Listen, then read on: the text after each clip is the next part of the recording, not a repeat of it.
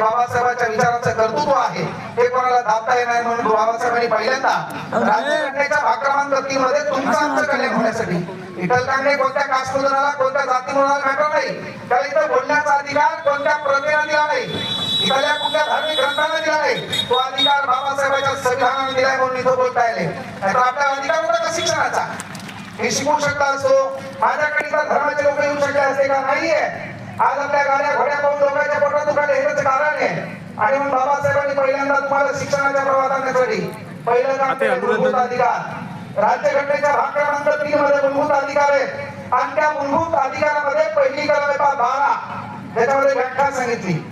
त्या व्याख्यामध्ये काय सांगितलं? संसदेची व्याख्या, विधानसभेची व्याख्या, विधान परिषदेची व्याख्या, राज्यांची व्याख्या, केंद्र सरकारची व्याख्या. कलम 13 आहे विसंगत कायदे.